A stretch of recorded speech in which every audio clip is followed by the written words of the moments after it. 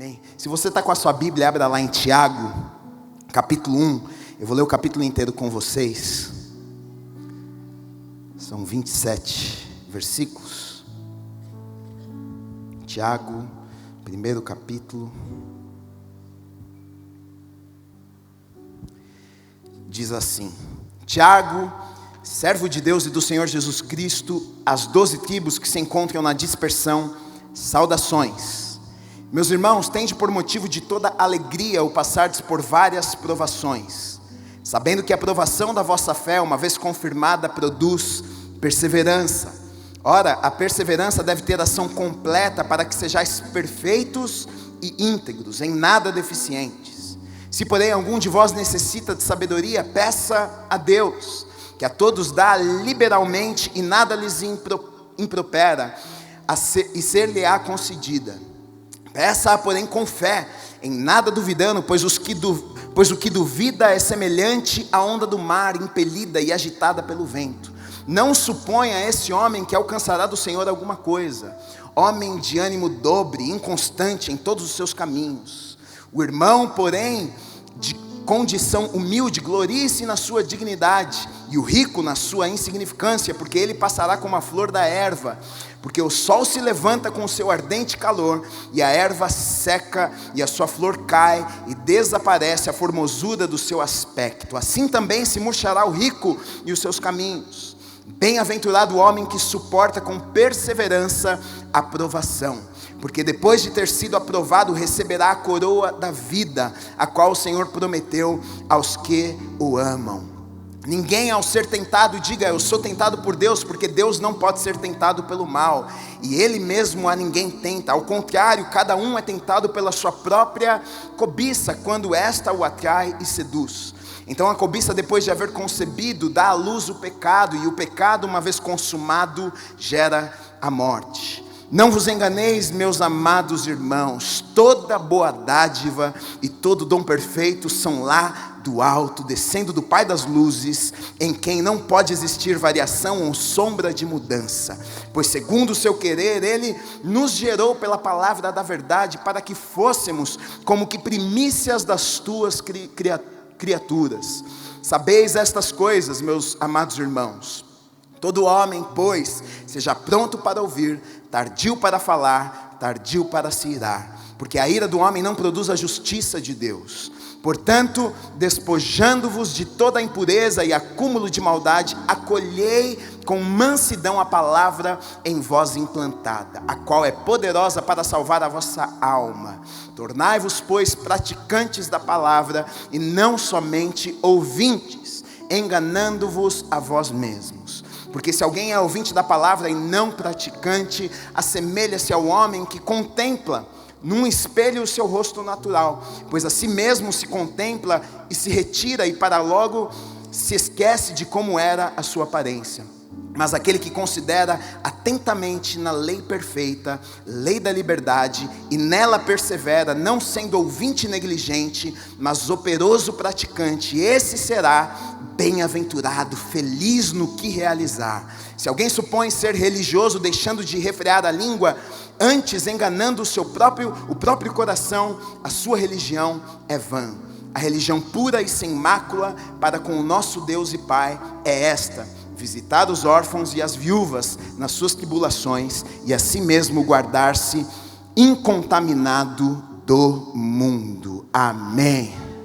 Olha só, algumas observações, um pano de fundo só para que a gente possa entender o que está acontecendo aqui. Para quem foi escrita esta carta? Tiago, para quem que ele escreveu esta carta? Ele escreve esta carta para irmãos, para judeus convertidos a Jesus Cristo, porque haviam judeus que não criam em Jesus como normalmente era, e haviam judeus que haviam se convertido. Eles passaram a acreditar no Messias, eles passaram a acreditar no que havia acontecido, na morte e na ressurreição de Jesus. E aqui, essa carta, ele vai falar com irmãos que criam em Jesus. Ele vai falar sobre essa nova vida, ele vai na verdade dar conselhos, ele vai encorajar esses irmãos que estão passando por adversidades, vai encorajar esses irmãos a não apenas ouvirem a palavra de Deus, mas praticarem tudo aquilo que eles estavam ouvindo, aprendendo.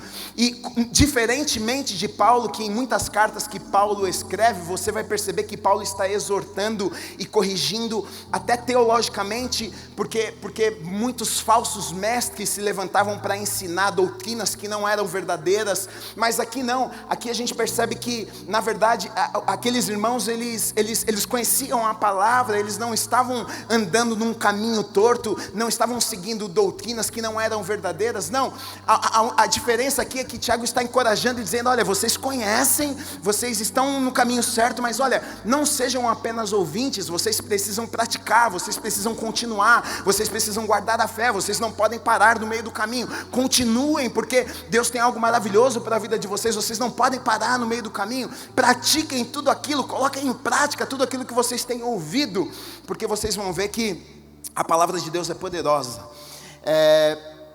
Então o propósito dessa carta era para encorajar aqueles irmãos, para incentivar aqueles irmãos, né?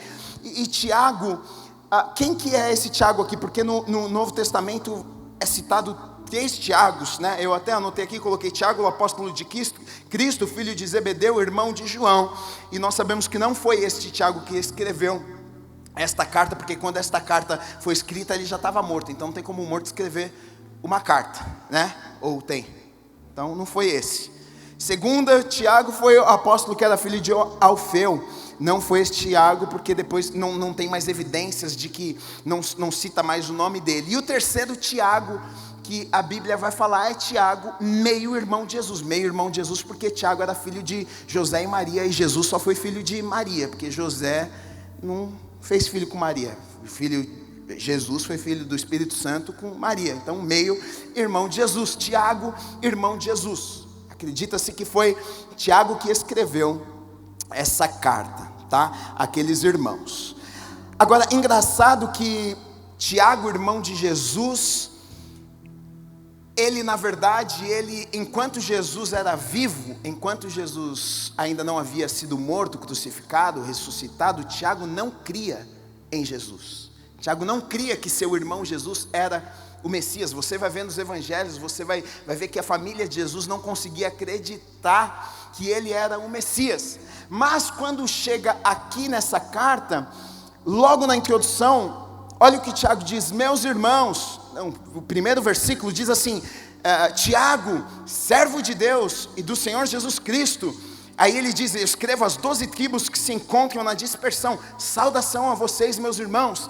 Então a gente percebe que algo acontece aqui, que antes ele não cria, mas agora ele diz: Tiago, servo de Deus e do Senhor Jesus Cristo. A gente vai ver depois que Tiago, ele passa a ser um dos pilares da igreja primitiva, um homem importante na igreja. Na verdade ele passa a ser o presidente lá em Jerusalém, depois um homem relevante, um homem importante para a igreja, mas antes ele não cria em Jesus. Mas algo acontece tanto que Jesus, depois que ressuscita, ele faz questão de mandarem a notícia aparecer para Tiago, fala para Tiago, avisa para Tiago, porque Jesus sabia que ele precisava crer que ele era o Messias. Mas Tiago, eu vejo aqui, já logo de cara, nos ensinando algumas coisas. Primeira, o que Tiago está nos ensinando? O meu passado não determina o meu futuro. O meu passado não determina o meu futuro. Porque muitas vezes, baseado no passado, o diabo quer nos parar, quer nos travar, quer nos dizer que por causa do nosso passado, por causa das coisas que nós vivemos, por causa da nossa história, nós não podemos ter um bom futuro. Deus não pode usar as nossas vidas, Deus não pode fazer através de nós, nós não podemos ser felizes, nós não podemos ser usados por Deus, porque olha de onde você veio, olha as coisas que você fez. Mas Tiago não cria em Jesus. Agora nós vemos um Tiago sendo usado, agora a gente vê um Tiago dizendo: olha, eu sou servo de Deus, servo de Jesus Cristo, um homem que foi um pilar na igreja primitiva. Então, meu querido, o seu passado não pode determinar o seu futuro. Tem uma frase que falam, que eu gosto muito, que é assim: todo santo, o Paul quando veio aqui ele falou isso, todo santo tem um passado, e todo pecador tem um futuro.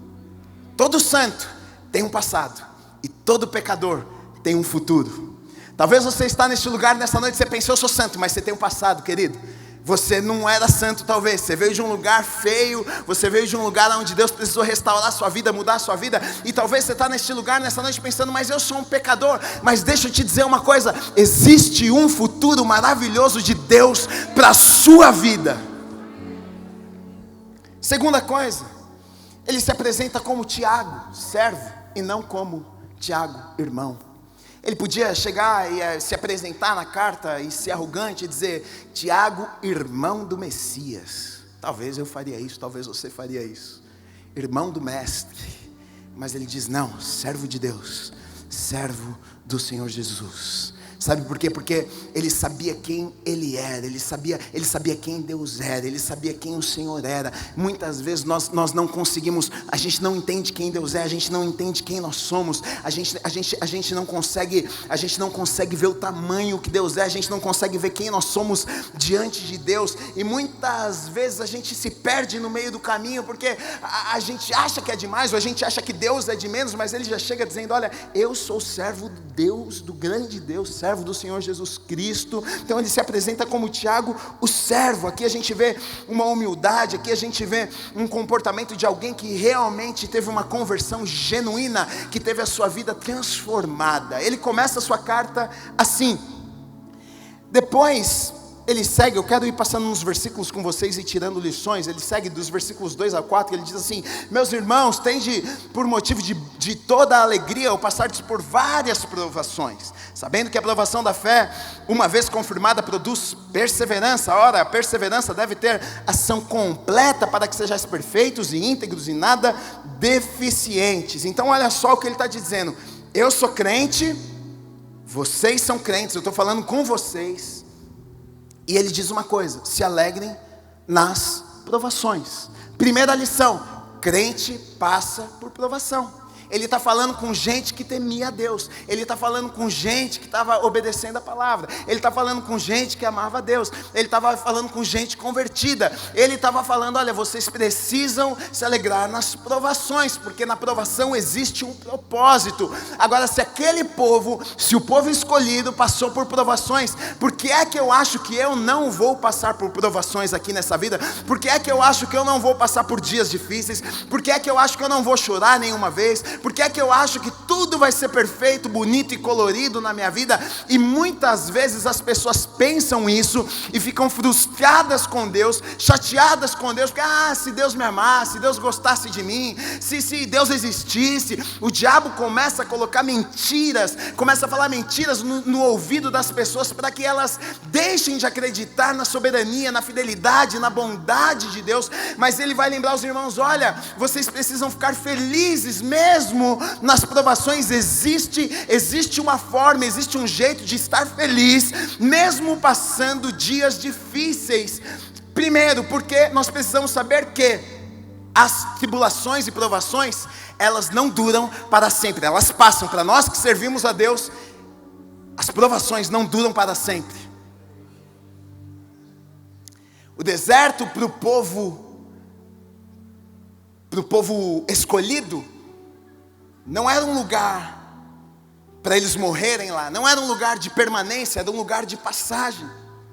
Deus estava levando eles para a terra prometida, existiam lições que Deus estava tentando ensinar. Muitos morreram ali no deserto porque não conseguiram compreender, não conseguiram acreditar naquilo que Deus estava fazendo. Então a primeira coisa que eu preciso entender e eu preciso acreditar, as provações na minha vida, elas não são para sempre. Deus está permitindo que eu passe por algumas coisas, mas elas não vão durar para sempre. Pode estar difícil hoje, mas eu sei que amanhã vai ser melhor. Eu sei que eu posso chorar durante a noite, mas pela palavra eu também sei que ao amanhecer a alegria vai encher o meu coração. Eu sei que eu posso estar passando por problemas, mas eu sei que eu sirvo a um Deus que é fiel, eu sirvo a um Deus que cumpre a sua palavra. Então eu descanso o meu coração, porque eu sei que Ele vai cumprir a sua palavra na minha vida, e eu não vou morrer nesse lugar que eu estou hoje. Eu vou passar, Ele vai me ajudar, Ele vai me sustentar, Ele vai guardar minha vida, Ele vai me levar até o lugar que Ele planejou para a minha vida.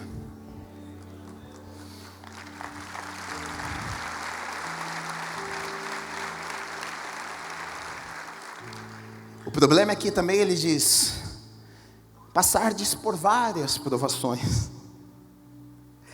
Então o que eu entendo aqui no texto? São múltiplas, não é uma não. E a gente pensa, oh meu Deus, acabou essa, agora eu estou livre. Calma aí, está chegando outra. Você fala, oh meu Deus, acabou esse deserto. Aí Deus já tem um preparadinho ali na frente para você. Mas sabe o que é maravilhoso, querido? Deus nunca prometeu que a gente não passaria por provações.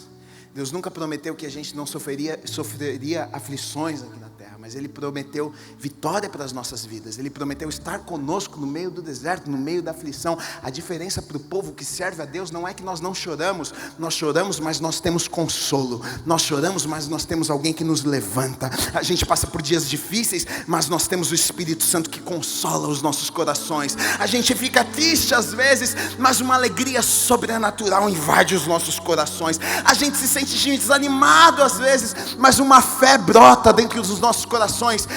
O Espírito Santo nos lembra das promessas de Deus para as nossas vidas. Nós somos encorajados, animados pela palavra de Deus. Nós que servimos a Deus não vivemos pelas circunstâncias, estamos tristes, mas o justo vive pela fé. A gente anda segundo a palavra de Deus. Eu estou vivendo uma situação difícil, mas eu descanso o meu coração, porque eu sei que a palavra vai se cumprir na minha vida. Eu creio, independente do que eu estou vivendo, sentindo, passando, eu sei que a palavra de Deus se cumpre. Essa é a diferença daquele que serve a Deus. Agora, nós precisamos entender uma coisa: as provações, elas têm um propósito nas nossas vidas. Eu coloquei que elas são pedagógicas, elas servem para nos ensinar algumas coisas. Nada é à toa. Deus não permite que a gente passe por situações para que a gente não cresça, para que a gente não saia melhor do outro lado, para que a gente não saia mais preparado, para que Ele não molde os nossos corações, para que Ele não mude as nossas vidas, para que a gente não se torne a pessoa que Ele quer que a gente se torne, né? A nossa fé, eu coloquei aqui, as provações produzem em nós perseverança. Perseverança, e essa palavra perseverança aqui no original é hipomone, que quer dizer ter paciência nas circunstâncias. Então as provações, elas produzem uma paciência nas circunstâncias. Independente do que eu estou vivendo, independente da circunstância, difícil ou não, a provação, ela vai gerar essa paciência. É o que o meu pai pregou alguns domingos atrás lá em Hebreus. A fé e a paciência herdam as promessas de Deus. A paciência, a espera. O problema é que muitas vezes nós não conseguimos. É difícil demais quando não está confortável, é difícil demais quando não está favorável, é difícil demais quando não está do jeito que a gente planejou, é difícil demais quando a gente não compreende. Mas Deus, eu achei que ia acontecer assim e não está acontecendo. Eu planejei desse jeito, mas não está acontecendo. É difícil demais ter paciência quando nós não estamos compreendendo o que Deus está fazendo. Mas aqui está dizendo, olha, as provações, elas geram em nós, elas nos ensinam a ter paciência, a esperar, independente das circunstâncias. Então um dos propósitos é a perseverança. Agora, qual é o propósito da perseverança? O porquê que a gente precisa aprender a perseverar? A perseverança, eu coloquei aqui, ela nos leva à maturidade. Olha o que diz, ora, no versículo 4, a perseverança deve ter ação completa, para que sejais perfeitos e íntegros, em nada deficientes. Aqui essa palavra perfeitos, no original quer dizer completos, maduros. Então a perseverança deve ter ação completa para que a gente seja maduro, para que a gente seja completo. Então a aprovação, ela vem para que a gente se torne pessoas mais maduras, para que a gente cresça, para que a gente chegue do outro lado, conhecendo mais a Deus, confiando mais em Deus, a nossa fé sendo testada, a gente sabendo que pode bater onda, pode bater tempestade, mas se você estiver com Deus, a tua casinha não vai cair, o teu barco não vai afundar. É isso que as provações geram em nossas vidas. A gente muitas vezes no meio da provação, a gente pensa, eu vou afundar nesse lugar, mas quando termina, a gente percebe, a gente passa a conhecer um Deus que a gente não conhecia antes, a gente passa a conhecer um poder de Deus que a gente não conhecia antes, a gente se torna cristãos, está amarrado, palavra difícil, mais maduros, sem muito nhenhenhé e mimimi. Porque quando você está na prova, você passa, você é esmagado, você é testado, não dá tempo de você ficar reclamando com o outro, não fique chorando, não dá tempo de você ficar falando mal do irmão, não, porque você está sendo esmagado, querido. Não, deixa o outro para lá, eu preciso primeiro cuidar do meu, eu preciso primeiro deixar Deus que está na minha vida, porque a coisa está brava para o meu lado. Então, querido, eu passo pelas provações e eu me torno um crente melhor, eu me torno um pai melhor, eu me torno um marido melhor, eu me torno um ser humano melhor, eu me torno uma pessoa melhor. Por quê? Porque é isso que as provações fazem. Na verdade, esse é o objetivo das provações. É o que diz aqui, para que a gente seja perfeito, íntegro e em nada deficientes. O problema, queridos, é que nós somos muito problemáticos. É ou não é? Cutuca a pessoa do seu lado aí, fala, ou não cutuca não, senão você vai apanhar depois em casa. Se for um amigo, tudo bem. Se for a esposa, não cutuca não. Né?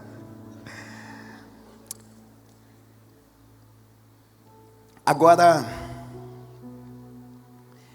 Tiago ele fala uma coisa interessante aqui, porque ele fala que é possível passar por isso tudo e com alegria. Fala, que negócio doido é esse, cara? Você passa pelas provações e com alegria ainda. Depois o versículo 5 a 8, olha o que vai dizer. Se porém algum de vós necessita de sabedoria, na verdade aqui no texto tem uma divisão, mas no original não tem essa divisão. É uma continuação, na verdade. Ora, perseverança, ele está falando aqui, ora, a perseverança deve ter ação completa, para que sejais perfeitos, íntegros, em nada deficientes. Aí ele continua dizendo, se porém algum de vós necessita de sabedoria, peça a Deus, que a todos dá liberalmente, e nada lhes impropera a ser-lhe concedida. O que ele está dizendo aqui? Por quê? Porque vai precisar de sabedoria. Porque quando a coisa está brava, quando a coisa está preta, você precisa de sabedoria. Por quê? O que é sabedoria, Gui? Sabedoria é diferente de conhecimento. Conhecimento você adquire, você estuda, você lê livro, você vai na aula, você vai na faculdade, você adquire conhecimento. Agora, sabedoria é uma inteligência sobrenatural que Deus te dá para que você aplique esse conhecimento de forma correta, na hora certa, no tempo certo. Você pode fazer a coisa certa na hora errada, te faltou sabedoria, o resultado dá errado.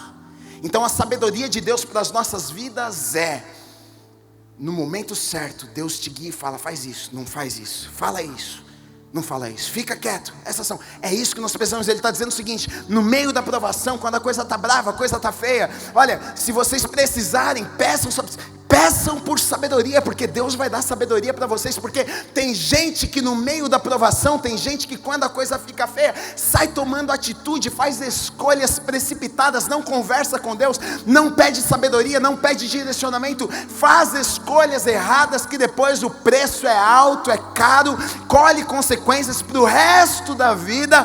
Porque no momento de desespero, no momento de aflição, no momento que não tinha uma saída, no momento que o que é que eu faço, não sabia para onde corria, tomou uma decisão, não pediu por sabedoria e acabou se dando mal, e o preço é alto e você vai pagar por isso. Então Tiago ele vai dizer, olha, peça por sabedoria para que você, no momento difícil, você possa fazer a escolha certa. Aí ele diz, peça porém com fé. Não adianta só pedir não, pede com fé, em nada duvidando. Não duvide, porque na fé não há dúvida. Pois o que duvida é semelhante, então o que duvida, o que não tem fé, ele está dizendo, o que não tem fé é semelhante à onda do mar, impelida, agitada pelo vento. Não suponha que esse homem alcançará do Senhor alguma coisa. homem de ânimo dobre, que cai lá, que pisa dos dois lados, é isso que significa essa palavra, inconstante em todos os seus caminhos. Ele está falando, esse cara aqui que duvida, esse cara que não tem fé, ele é inconstante, ele é levado por qualquer vento, a sua vida de cá para lá, de lá para cá, esse não vai conseguir nada de Deus. Então ele repreende, eu vivo, vocês vivem, fé, não dúvida. No meio da provação, não é a dúvida que direciona, não é a dúvida que dá direção para a sua vida. Será que, será não? O que é que Deus falou? É fé, eu creio, eu estou na provação, eu creio, independente do que eu estou vendo, independente do que eu estou sentindo, independente do que me disseram, independente do lugar onde eu vivo, independente do meu país, independente da economia, independente do presidente, independente do que está acontecendo à minha volta, independente, eu creio no Deus que eu sirvo, eu sei que Ele é fiel, a palavra dEle vai se cumprir na minha vida. Eu não quero nem saber o que estão pensando de mim, o que acham de mim. O que eu quero saber é o seguinte: eu acredito na palavra de Deus, eu acredito que Ele é fiel, eu acredito que essa palavra vai se cumprir na minha vida, e acabou. Eu não sou levado como ondas do mar, que o vento bate e leva e traz de lá para cá, de cá para lá. Minha vida está firmada na palavra de Deus.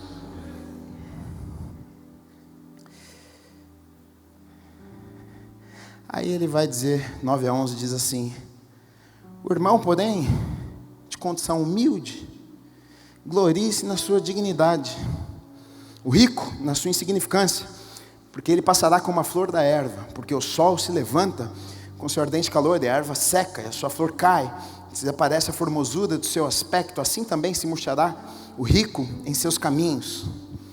Ele vai dizer o seguinte: já que tu é pobre, tem onde se gloriar, glorie na dignidade. Tu é pobre, mas tu é digno. Tem dinheiro, mas faz tudo direitinho.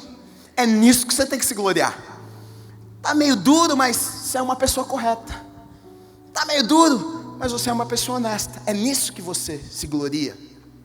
Ele diz: agora o rico, que tem com abundância, aonde ele se gloria? A sua insignificância. O que? De nada vale a sua riqueza. É nisso que ele deve se gloriar. Aí está dizendo aqui, porque a flor ela cai, ela murcha. O que está dizendo é: tudo nessa vida passa. A pobreza passa, a riqueza passa, as coisas desta vida passam, mas existe uma vida que é eterna. Ele está falando aqui para nós o seguinte: olha, os teus olhos, ele está falando sobre circunstâncias, porque ele está falando sobre provações, ele está falando sobre coisas que nós passamos no dia a dia nas nossas vidas. Então ele está dizendo o seguinte: olha, com pouco dinheiro, com muito dinheiro, vocês precisam saber de uma coisa: tudo isso que nós estamos vivendo passa, e passa rápido, é muito rápido. Os nossos olhos precisam estar fixos em Jesus. Aí depois ele vai dizer: feliz, bem-aventurado é o homem que suporta com perseverança a provação, porque depois de ter sido aprovado receberá a coroa da vida. Olha que coisa boa. Quem perseverar com...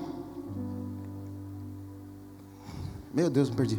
Com perseverança a provação, porque depois de ter sido aprovado receberá a coroa da vida, a qual o Senhor prometeu aos que o amam. Ninguém ao ser tentado diga: sou tentado por Deus, porque Deus não pode tentar pelo mal, e Ele mesmo ninguém tenta. Ao contrário, cada um é tentado pela sua própria cobiça. Tem gente que acha que tentação é diferente de provação, porque tentação serve para te derrubar, a tentação serve para te fazer pecar e para te afastar de Deus.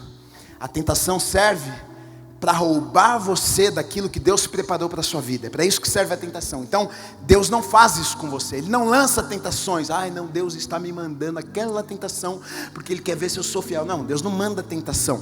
Quem manda a tentação é o capeta, o capiroto, que manda para você cair e perder o melhor de Deus na sua vida. Agora o que Deus faz? Provação. Deus pega coisas aqui da vida, Ele permite que a gente passe. Por quê? Porque existem lições. Na verdade Deus está nos treinando. Deus quer nos tornar pessoas melhores. Ele não quer que a gente caia. E vai dizer depois que não existe tentação que não seja, não existe provação, tentação que não seja, que a gente não seja forte o suficiente para passar. Deus nos fortalece para que a gente consiga vencer as tentações dessa vida.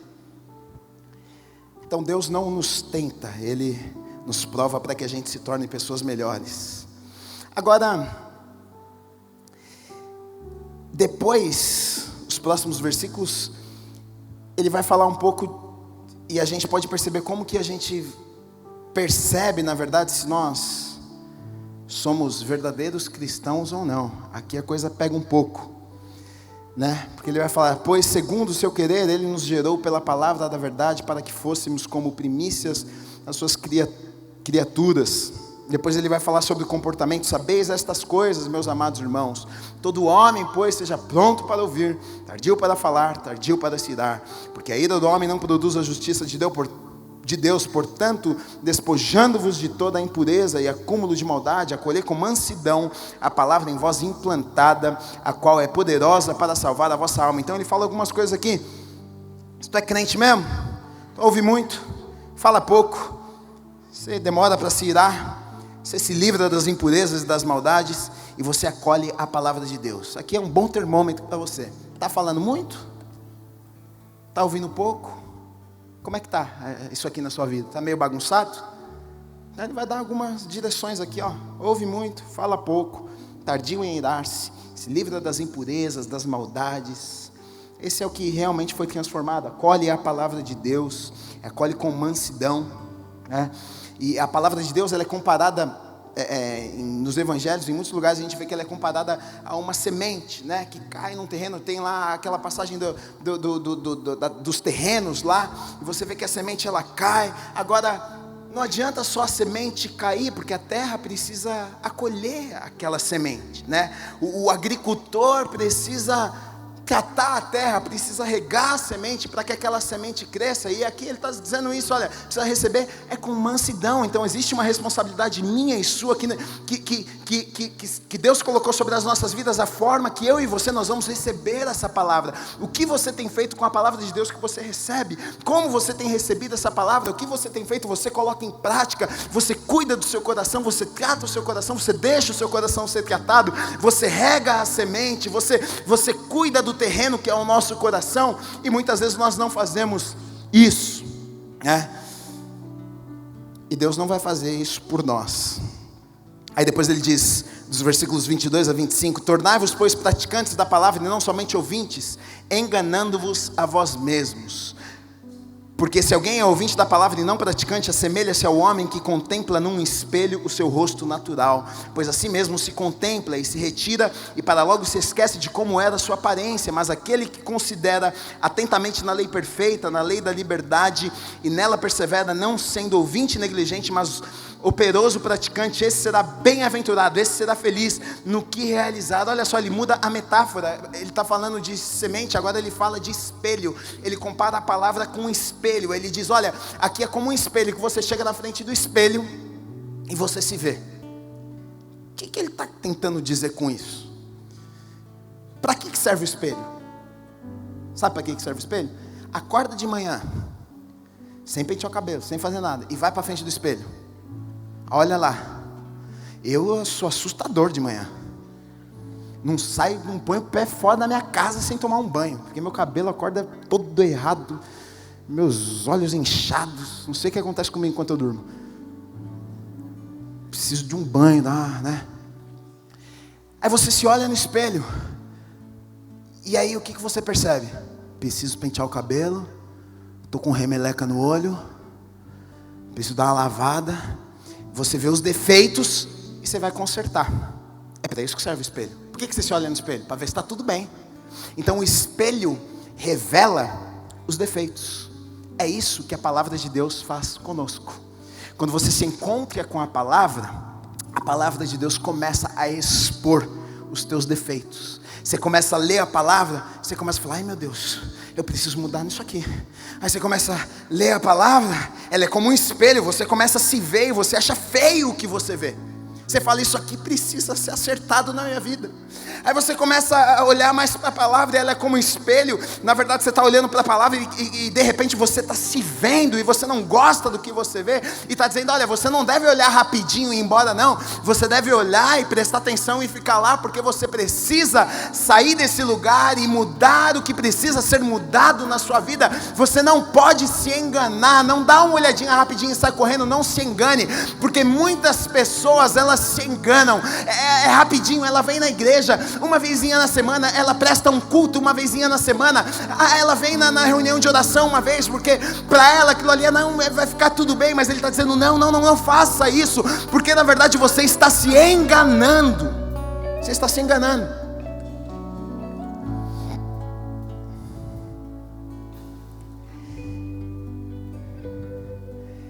Deixa eu correr só para terminar.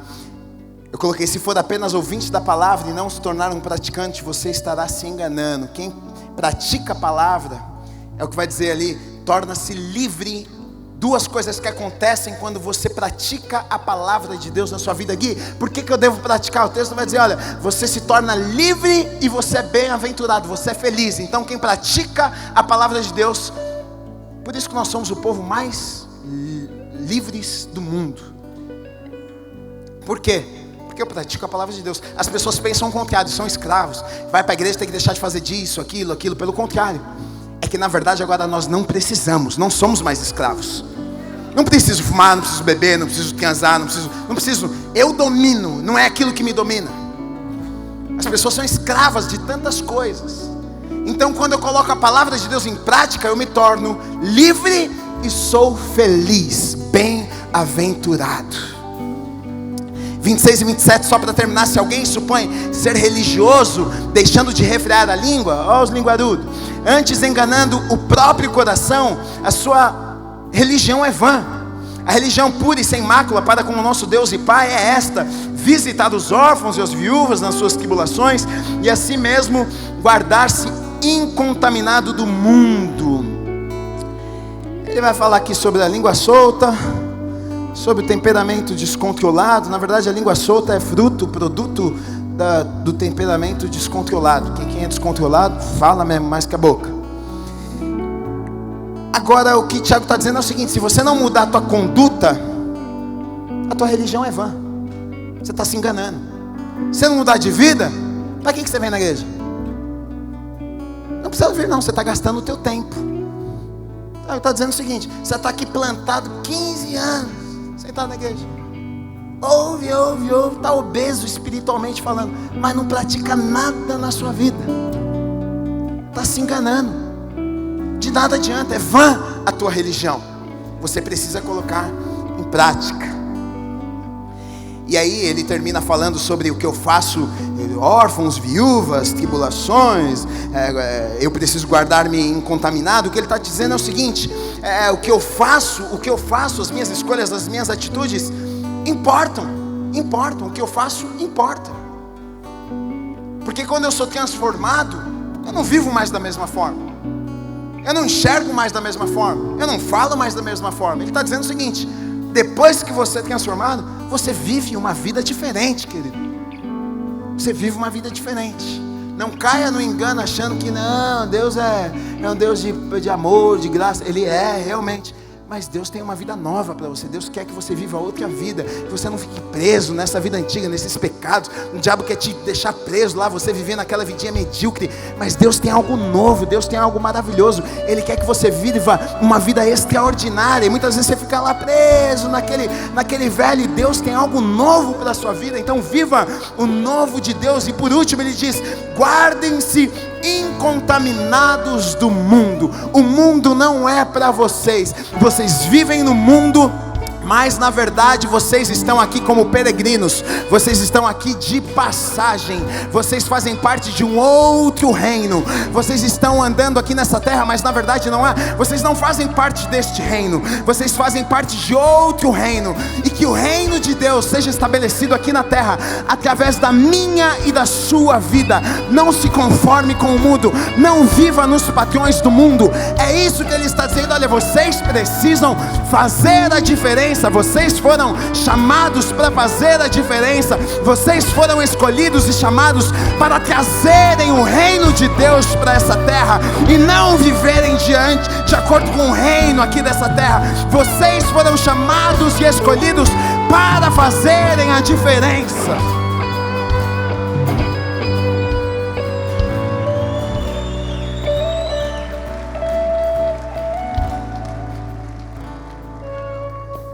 Pode ficar de pé. Boas lições para a minha vida e para a sua. Ele está falando com gente crente aqui, está falando comigo e com você. Tem crente aí?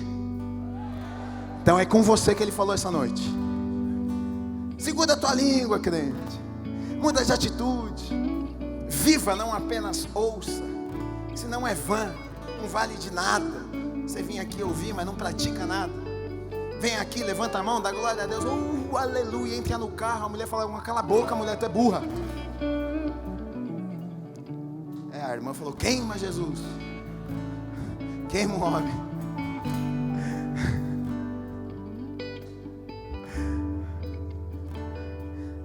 Não é aquela que o cara morreu, o pastor foi lá e falou, não, irmã, calma, tá chorando. Não, pastor, estou chorando de alegria. Deus levou, na verdade demorou muito para levar. Devia ter levado antes. Infelizmente tem muita gente dentro da igreja assim. Vã religião, não deveria ser assim. Seu casamento é para ser o melhor casamento do mundo. Seus relacionamentos devem ser os melhores relacionamentos. Você ser feliz, você ter alegria no meio da provação. Tá difícil, mas Deus alegra do teu coração. Ele quer te abençoar, Ele tem o melhor preparado para a sua vida. É isso que Tiago está falando comigo e com você. Você recebe essa palavra nessa noite?